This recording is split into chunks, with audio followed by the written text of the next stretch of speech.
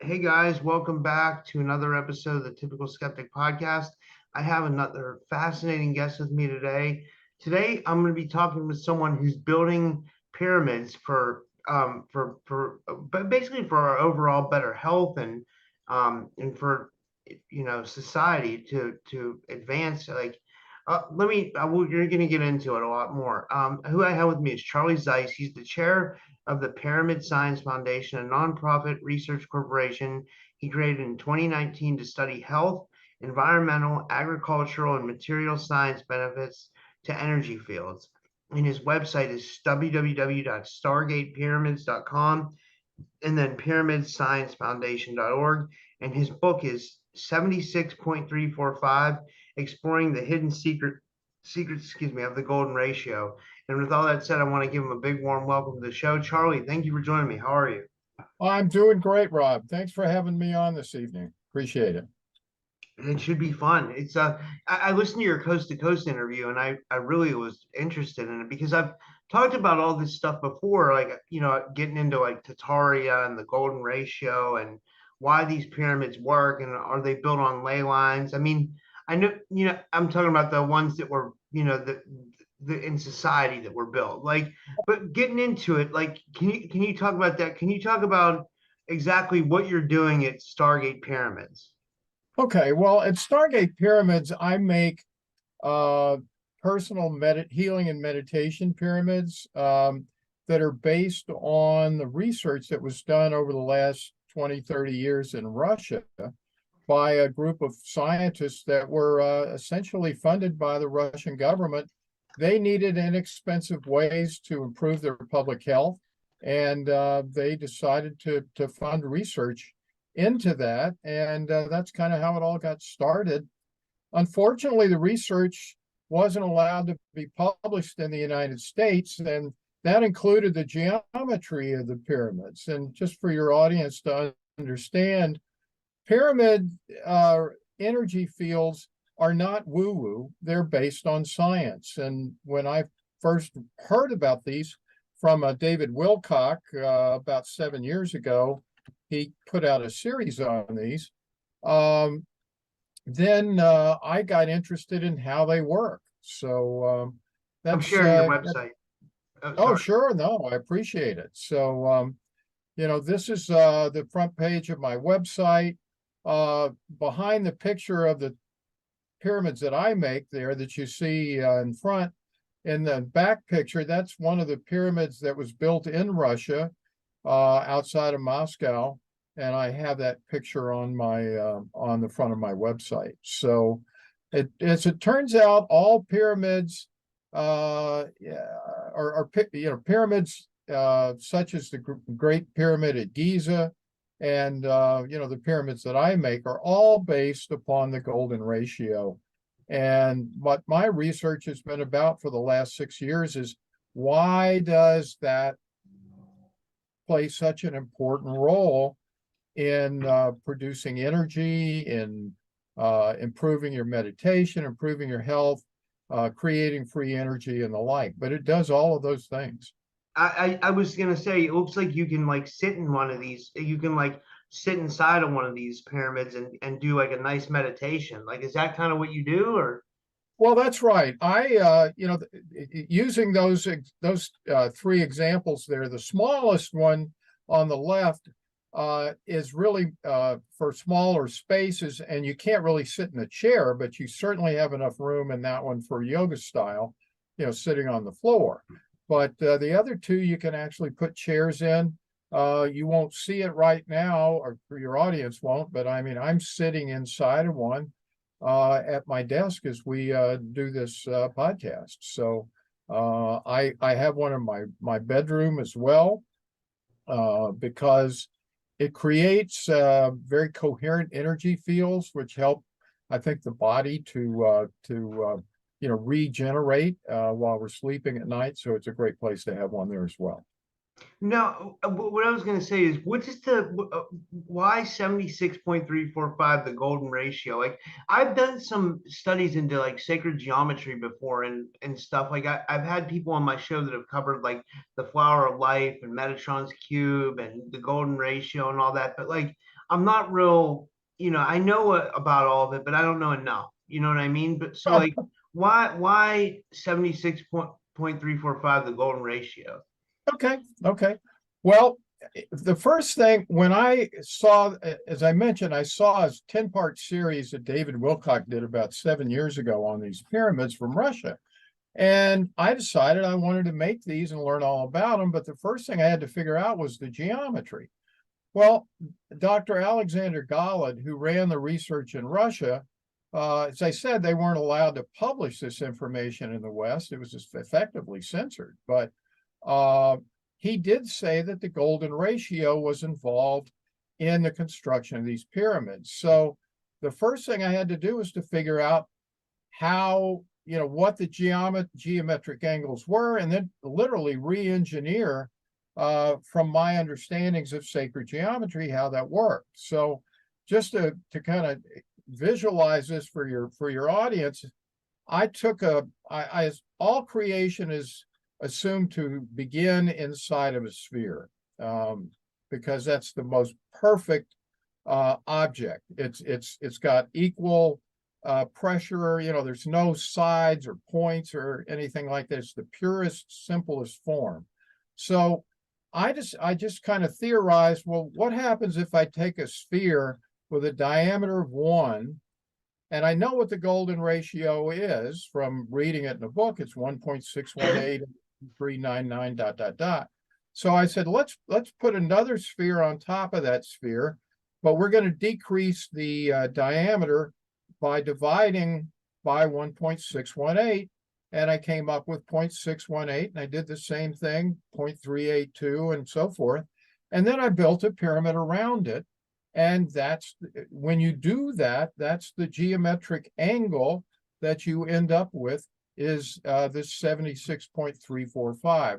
I really ought to have 3 dots. If I had the book to write over again, I would have put 3 dots at the end, because it's not exactly precise. This process of phi scaling, you never get it exactly right, because that's where the mysteries of sacred geometry come in. But it's precise enough for it to be highly effective, and it's used, as we'll talk about, not just in pyramids, but in architecture and technology from all around the world. And it's been known about for thousands of years, but we just haven't known about it. We've lost that knowledge. I know that's what it seems like, right? Because like in your coast to coast interview, you kind of got into Tataria, and like I've also covered that a little bit, but I haven't covered it enough. Like I'd love to talk more about it. I know there's things that kind of go. I know there's a researcher who talks about Tataria, who talks about the mud floods, and then talks about the World's Fairs, like all in succession, like what are your thoughts on all that? Like, do you think they all had something to do with one another? I mean, like maybe not the World's Fairs, but I think definitely Tataria and the mud floods, or do they all fit in together? Well, I think absolutely all of it fits in together. We have all grown up, Rob, with a belief that our history in some way has been authenticated. And to be quite honest, when you start to read about our history, you find out that our history has as many errors in it as our current events news does. There's a 7-part series of books that have been written by a Russian mathematician named Anatoly Fomenko. And what he's proven scientifically, and this is the key, he figured this out originally based upon doing research into lunar and solar eclipses. And he found that there were inaccuracies in what would have to be the speed of rotation of the moon during certain periods in history. And then he found the work of some alternative historians who said, well, actually, history has been move forward by a certain, like close to 1,000 years anyway, when he redid it based upon a different chronology, everything made sense again. So he spent the last 50 years of his life, and I have not read all of his books, but I've read two of them, and I know now that our history was defined in the 1500s by a priest named Joseph Scaliger, and that chronology that he developed, he developed it to essentially rationalize the narrative of the Catholic Church in terms of when things happened in time. And there has been no authentication of any of that information, but plenty of people, including scientific giants like Sir Isaac Newton, who had plenty of problems with our chronology. So first thing we have to realize is that our history isn't what it seems to be, and that we need to question our history extensively. In terms of sacred geometry, for example, we believe that a lot of the things that go into sacred geometry, such as the golden ratio, the Fibonacci series, fractals, all of these things actually didn't, Fibonacci didn't invent the Fibonacci series. He got it from India. Fractals weren't discovered by Benoit Mandelbrot in the 1970s. They go back again to ancient India. And the Platonic solids, which are key to all of this, Plato didn't invent those either. So they predated Plato by thousands of years. So I don't want to get off on a tangent, but all of our history is subject to debate, and I would say most of it from about 200 to 500 years ago. Certainly anything older than 500 years ago, I put no faith in at all. And I think there's a lot of discrepancies even before then. Do you see this 76.345 design in the old Tartarian buildings? And before you even answer that, can you tell the people like what the Tartarian Empire was? Like I know what it was, but like maybe the audience might not know. I know it was somewhere in Russia. It's very hidden. I don't understand why, I mean, well, I guess you kind of understood, you kind of talked about that. It has to do with like the Catholic Church, but they basically formed, like you said, our whole history, right? Like That's right. this wasn't our history. Like, so where was the deception is what I'm trying to figure out. Like what are they, what part of history is false that they're making up that would then disclude the Tartarian Empire, do you think? Or what, you know what I'm trying to say? Sure. Let's focus first on how the Tartarian Empire was written out of our history books and talk a little bit about that. We think of empires in a contemporary context, like the US empire. It may not have, I mean, it's got its tentacles all over the world, whether it's military or economic or whatever. And a lot of people would argue that, a lot of our intentions are not all that benevolent. But the Tartarian Empire seems to have been a worldwide civilization, not necessarily controlled in a militaristic sense, but technology was shared. Different cultures from around the world interrelated with each other. There was transportation, but most importantly, there was technology that allowed for free energy and for health, and I'm sure lots of other things that we're not even aware of today because that history has been taken out. But let's talk about Tartaria. There is a map from the 1600s that shows that Tartaria at that time included all of what is now current-day Russia, India, China, the Middle East, Eastern Europe, North and Central America. Now, it may be because I found this very architectural style throughout the world, and other researchers have done that as well, that the knowledge is certainly extended worldwide, and that empire may have been a worldwide collaboration at one point. But that's the most recent map that I have been able to find. And it, as I say, it encompasses pretty much everything other than Western Europe and South America, and I guess Australia. That's So interesting. Should I try to look it up? I mean, if you look up Tartarian map, would it show us something or like what? if you Google uh, Tartarian maps, I'm sure that you can find a bunch of them. If you go, I know you can if you go to Bing Images or Google Images and just do Tartarian maps, you'll find them. This is Um, so interesting. This so is what? So let me see if yeah, if you, the one I'm going to point to one, it's in the second row, that one right there that you were just on, the third one over. this one, The, this one. one more. Yeah, click on that one. That's the very map that I'm referring to. If you can, I don't know if you can click that open or not, but you're going to find that that map, everything that's in green is part of that Tartarian Empire. So you can see that North America and Central America was part of it. And then you can look over into the Eurasian side and you'll see that was all part of that Tartarian Empire, everything that was in green. So, that map is, to my knowledge, the oldest one. And as you see down actually there before, that's from about 1628. I think that's the same map that says that before. So So wait, are they saying that North America and Central America was a part of the Tartarian Empire at one point?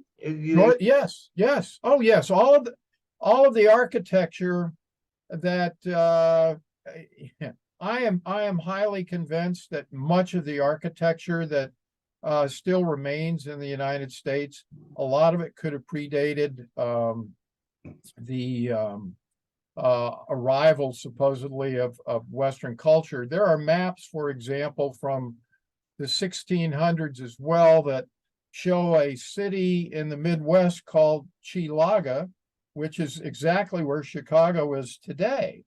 But Chicago was not supposed to have been incorporated until about 1800, according to our historical narrative. Another thing you'll notice about that map, Rob, I don't know if that particular map has it or not, but California is designated in many cases in those older maps as an island off the west coast of Nevada, and many, many maps. So there's something that happened in the last 300 to 400 years that this could have been some sort of a cataclysm. It could have been any number of things, but that made this culture, decline. But the fact is that there are numerous maps, as you can tell, of this empire. And what I think is important is that people understand that what's really important to understand here, because the West had to have been complicit. Let me go back.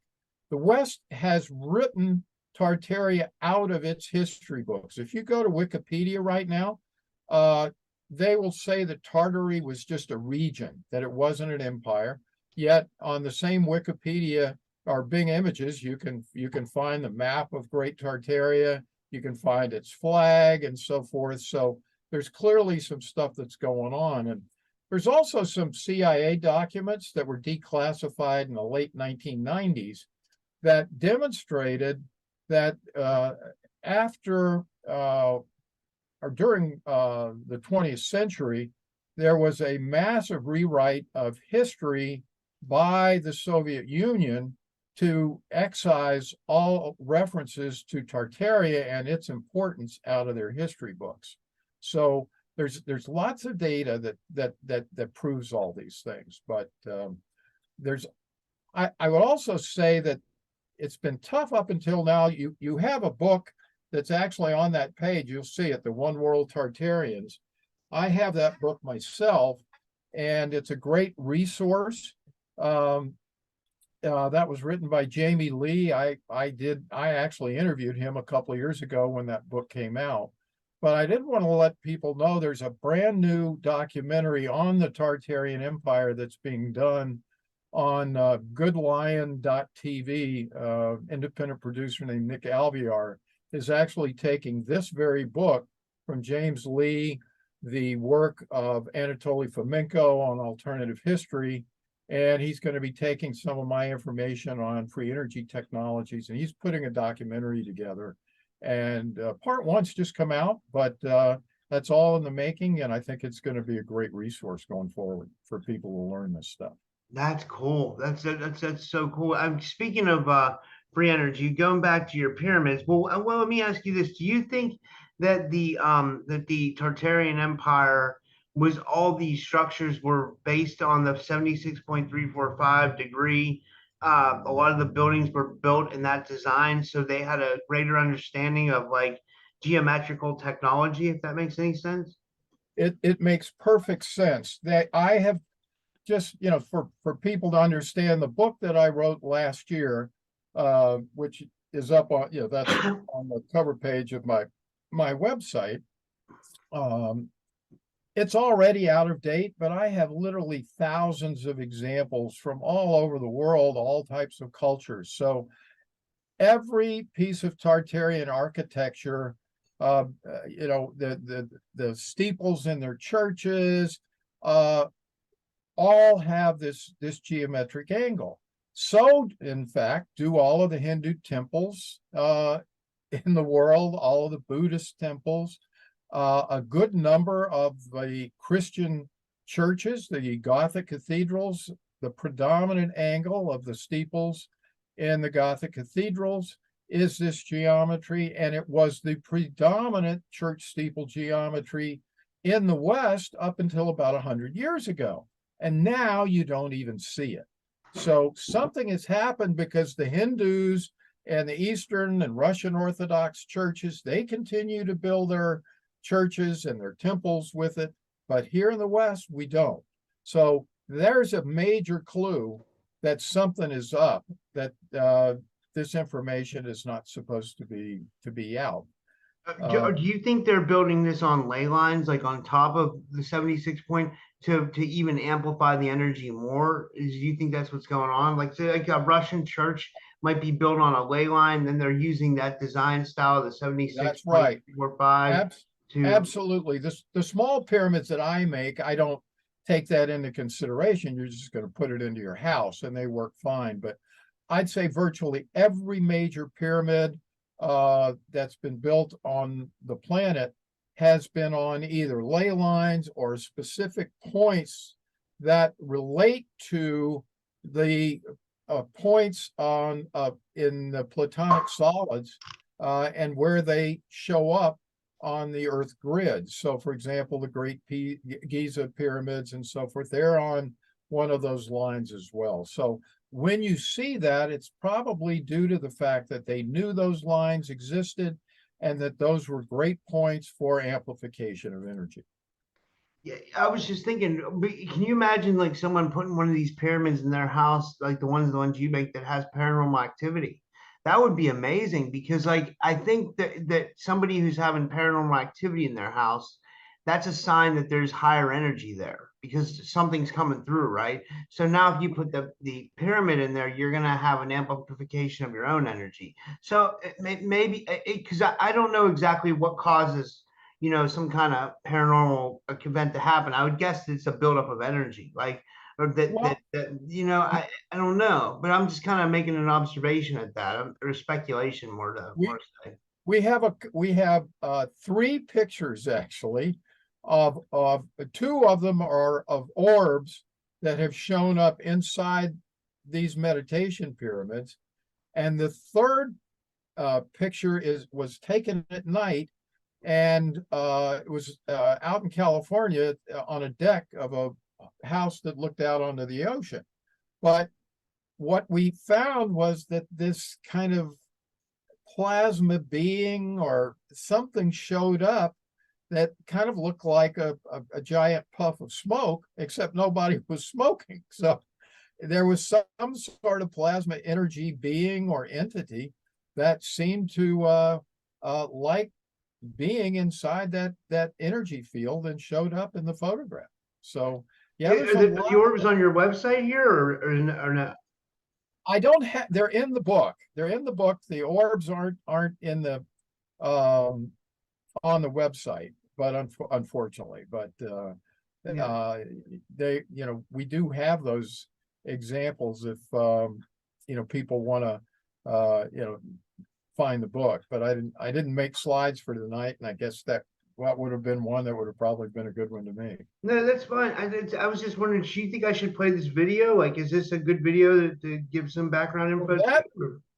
that video is, as I told you, my book just 15 months ago was totally out of date already.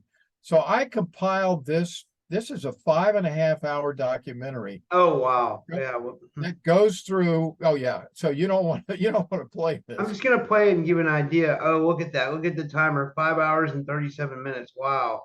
Yeah. You really went all out.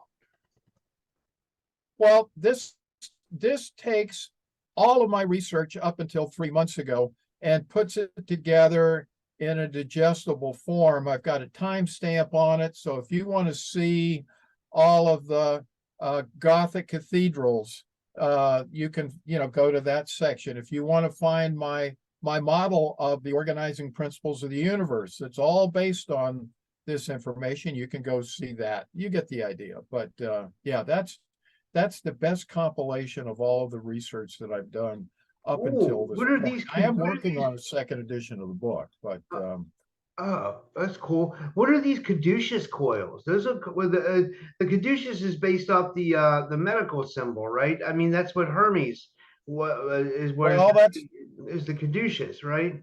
that's right. And I will say this just for starters, the universal symbol, as you say, of healthcare in the world is the caduceus. And when you measure the angle of the two snake spirals going up that center pole, you get this 76.345 degree geometry. So it's just another one of those hidden things that it's hiding in plain sight. So yeah, but the caduceus coil itself, we've done a lot of work with sound healing inside the pyramid. Not to get too technical, but this pyramid geometry is the optimal for organizing frequencies into a coherent waveform. And what that means is it produces energy. It'll take a dominant tone or frequency or whatever it is, intention, thought, and it's going to amplify that inside here. But the caduceus coil itself has a unique property in that when it's set up, it actually produces frequencies that aren't, you can play a tone, for example, a solfeggio frequency. You in your phone, when you hook these up properly, you won't hear anything, but it is being done at the scalar energy level. And the reason that's important, most people have subconscious blocks to healing. And if you're playing sound healing tones, they're great. But if you have subconscious blocks to healing, your subconscious mind is going to be able to kind of block those from being in and naturally healing, helping your body heal. But the scalar frequencies will bypass that subconscious block and produce some pretty dramatic healing results. So this is really an inexpensive way that we have. I learned this from another researcher, but I've used it and we've had outstanding results. It's a very inexpensive way to produce scalar frequencies in the sound healing regimen. That's fascinating. When I was getting back to what I was wanted to get into some free energy stuff, like because you've done a lot of research onto free energy, and you kind of just talked about that now, but like, what are you doing in regards to free energy as well? Like, well, I guess these pyramids are like free energy to a certain degree, not in a way where it's going to pay your electric bill, but more like spiritual energy. Like they produce spiritual energy for Well, that's right. meditation, right?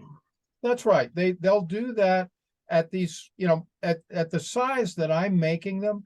You're right. You're not going to be able to power your home on these. However, I will say this, that the Russian research, they built a 22-meter pyramid, so that's a little around 72 feet, give or take, tall.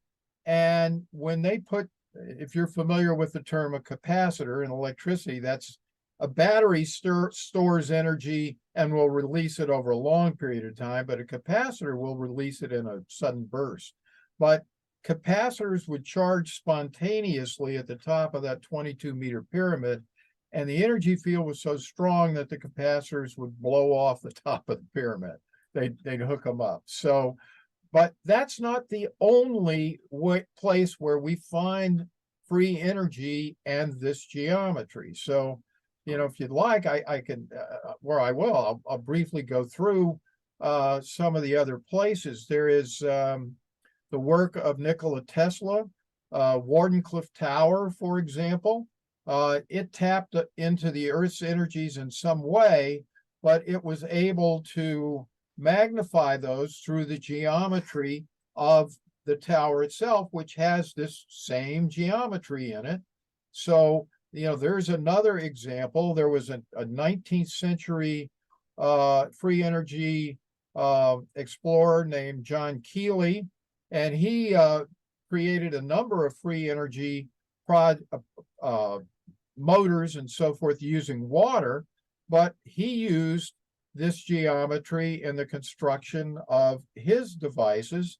And then finally, there's Victor Schauberger, who is an Austrian scientist who ultimately got forced to work for Hitler during World War II to develop anti-gravity machines and so forth. But before he started doing that, he built a variety of free energy devices, one of which was called a vortex home generator, and it produced 10 times over unity. That means you got to put in some energy to get these things started, but it would produce 10 times as much energy as it needed to put to input.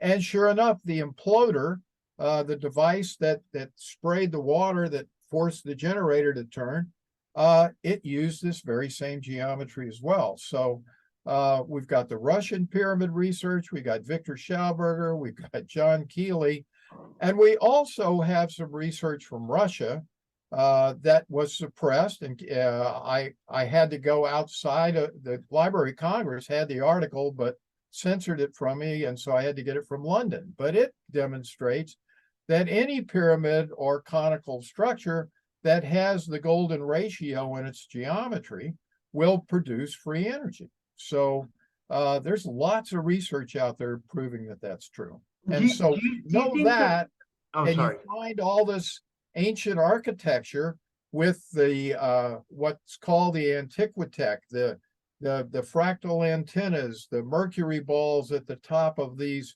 structures, and capacitors at the top of the Gothic cathedral steeples. That they knew that this geometry amplified that energy, and that these techniques of capacitors and so forth were just the various ways that were used to collect that energy and use it productively. Yeah, I had one of my questions here was what about the coils that they were placed on these kind of antiquitech buildings? Like, Yeah, what were they yeah. doing with that? Were they just basically making free energy? And then where did it, I mean, like, where do you think this went? Do you think like it was just like, I mean, like, do you think it was another civilization that kind of got wiped out, or like, what do you think? Like, Well, I Nick, I've spent more of my time getting the geometry done, but I'm going to tell you what I know about the history. About 500 years ago, all of this ancient knowledge is found in a field of study called the quadrivium. It's attributed to Plato, and he taught it to his advanced students. And what that quadrivium entails is it's the interplay between mathematics, geometry, harmonics, and cosmology. Now, cosmology, how does the stuff that is in the universe and all of its components, how does it get made? How is it formed? And so that knowledge, that field of study was taken out of our educational curriculum at the same time as this rewriting of our historical narrative around 1500.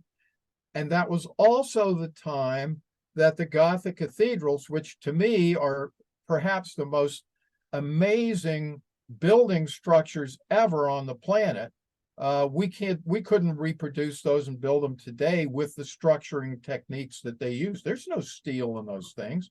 They just knew how to build properly. And long story short, all of this happened about 500 years ago. Now that happens to be the time when the I'm trying to remember, there was an invasion of the Moscow Tartars were taken over, and I believe that was in 1775, and of course we in 1776, that's when we founded our nation. But that nation, in at least this is, I believe, where Nick's gonna go with this historical narrative, is the point at which this Tartarian Empire began to shrink.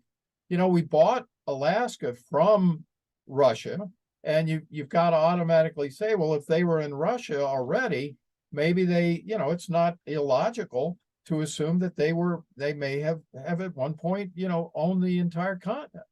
And there's so much information, historical information about the existence of numerous Russian Orthodox churches along the west coast of the United States. There were railroads that were pre-existing. We both live in Pennsylvania, so there are canal systems on the eastern part of the state that were supposedly made with pickaxes in the 1800s. Wait, are you from Pittsburgh?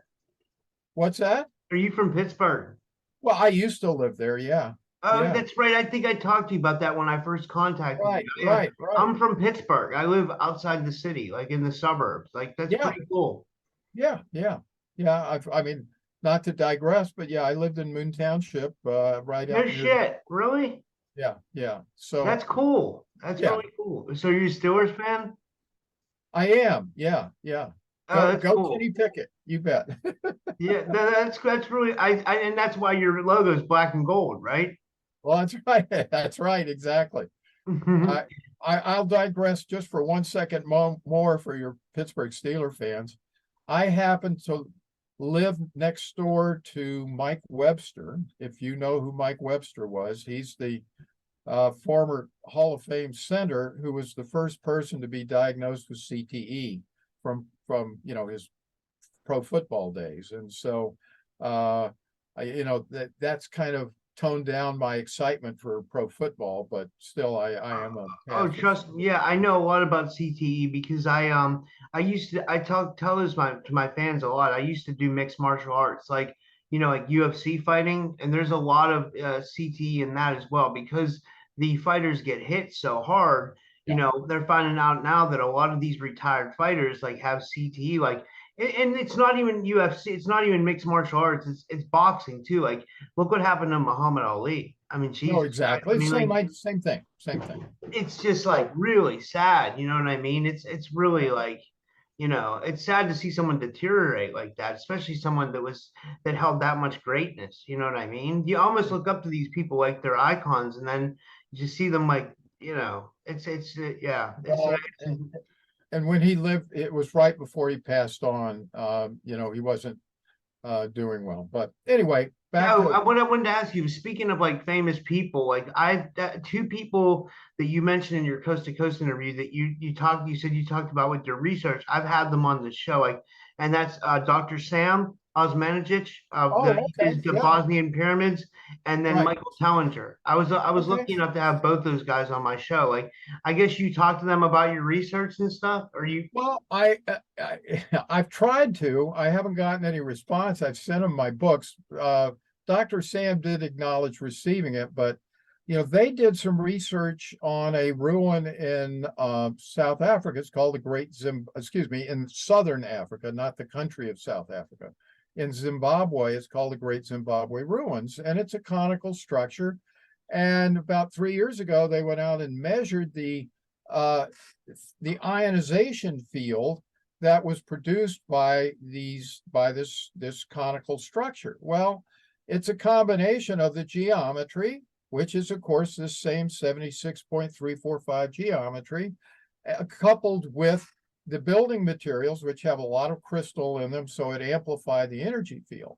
The reason I'm bringing that up, the Russian research, I told you that the capacitors, charge spontaneously, but it produced this enormous ionization field. Well, research at the University of London has proven that in the presence of ionization, viral load in your body is reduced by 99%. And the reason I'm bringing it up, that apparently is the method of action for the Russian pyramids, because the ionization field, is improving health. There's enormous health benefits. Since I started building these 6 years ago, I'll be 71 next month, and so I'm in the Medicare crowd, but I haven't been sick ever since I started to make these. And I used to get a bad cold every winter for like the month of January, hacking and all that. I haven't been sick for a day. So I was gonna say, hold on, let me see if I can find. Oh, I'll find it. Hold on, I have one of these. This isn't nearly. It's nowhere. I had to pick it up off the ground. I have it next to my router. I have some orgone here. Did you ever? What do you think of these? These orgone pyramids. That my friend Karen Holton makes these. Like yeah, these, well, these are supposed to be.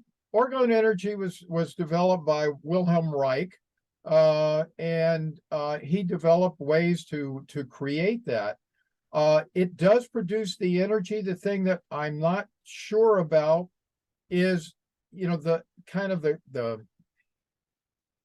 coherence, the structure of that energy. There's been research that, there's some stuff that's good and some that's bad or not so good, but it definitely is another example of ways of tapping into that energy that's all around us. I mean, just for your audience, if you put your hands together in a kind of a cup fashion, there's enough energy in your palms of, or your cupped hands to melt or to boil off all of the water in all the oceans on planet Earth.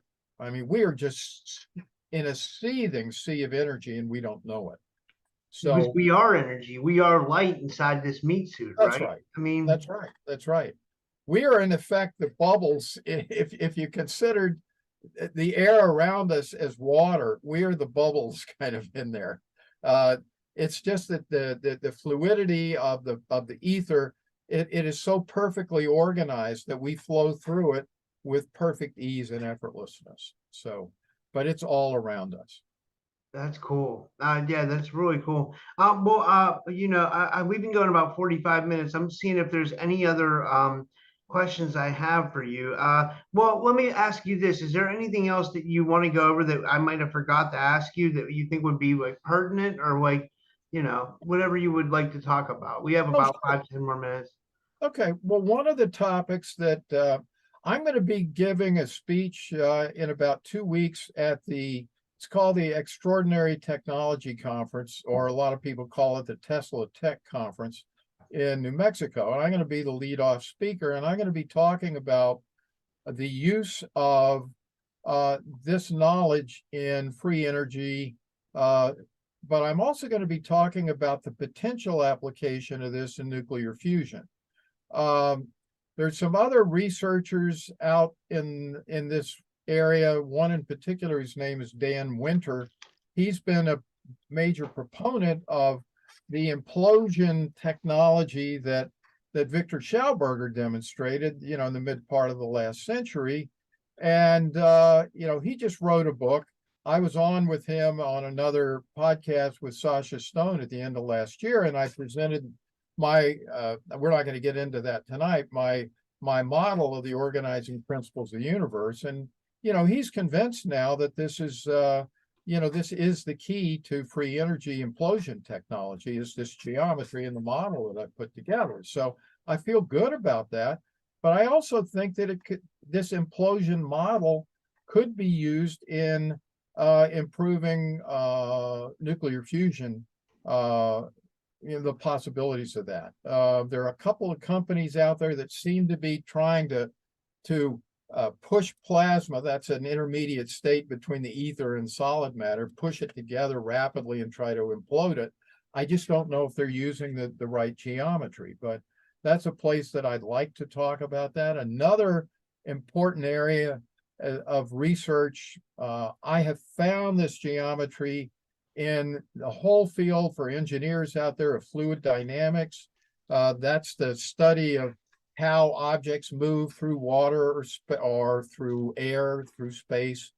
And this geometric angle shows up everywhere, and yet it is not taught. This topic is not even in the curriculum in engineering school, but yet it shows up everywhere. It'll show up in airplanes. It shows up in rocket ships and bullets, in Indy cars, racing cars, sports cars, submarines, ships. You get the idea. Anywhere where something is moving through a medium, this proves out to be the geometry that minimizes drag, improves fuel efficiency, and so forth. And yet none of this is taught in our education curriculum.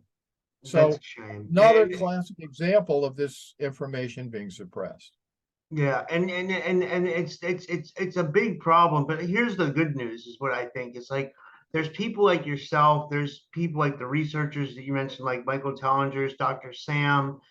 There's a lot of people in this field right now that are bringing this information forward. And here's what I think. I think, there's a lot of people waking up too.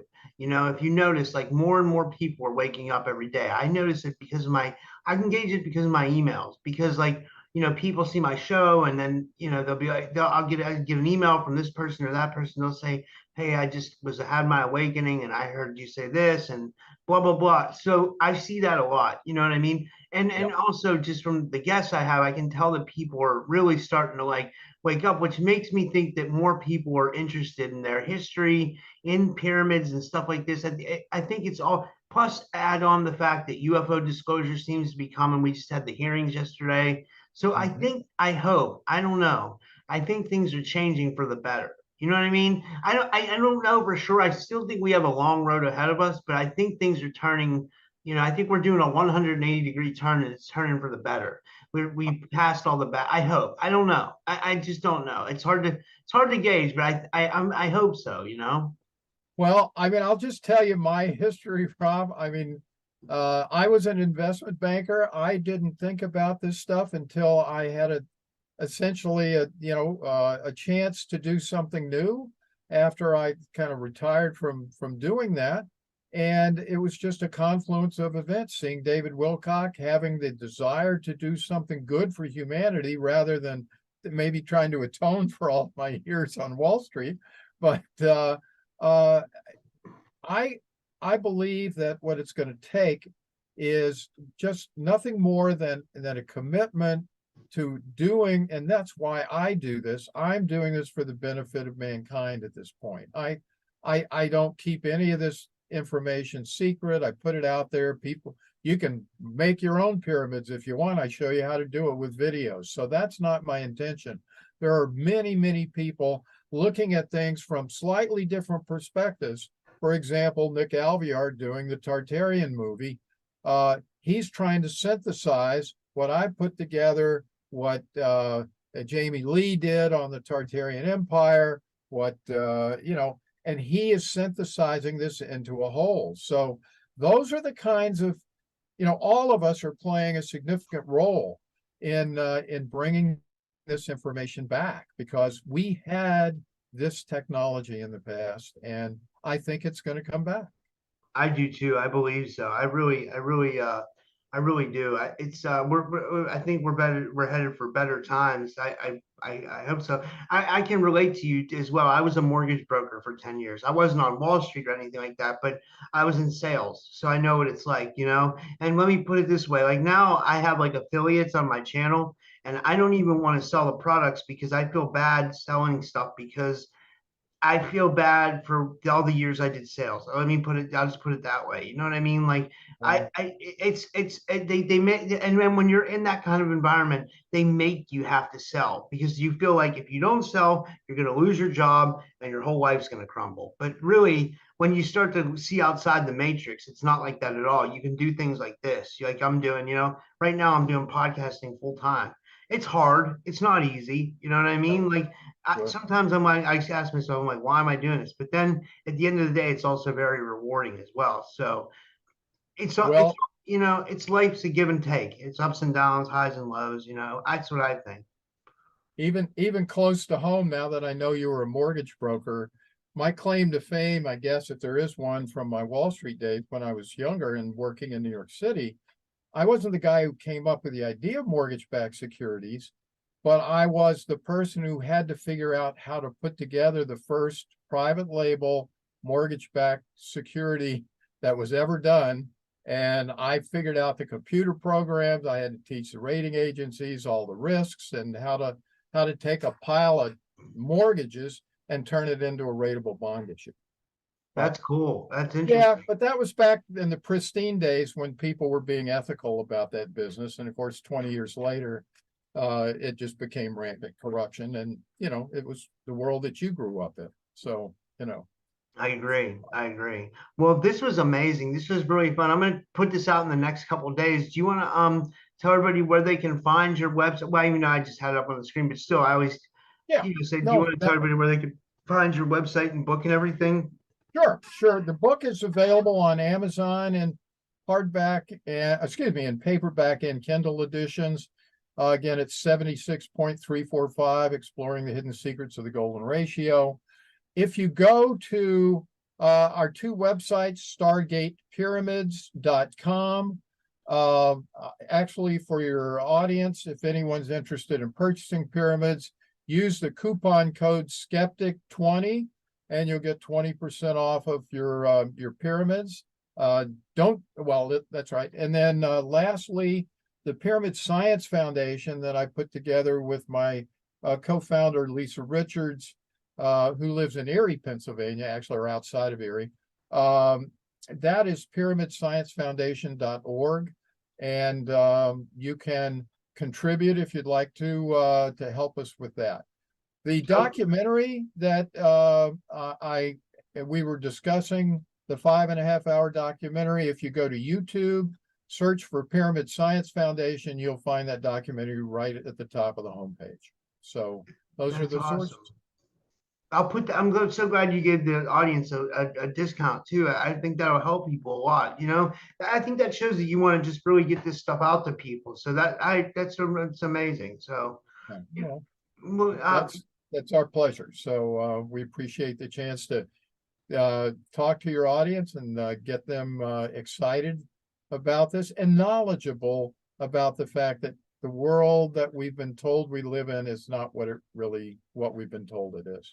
I agree. I agree. It's crazy, right? We're finding out more and more every day. Well, hey, it was really nice to meet you, and it was really nice talking to you. And I'll send you a link when I post it. Okay. All right. All right. Thanks, Charlie. Nice meeting you. Take care. All right, Rob. You take care as well. All right. Bye-bye. Bye.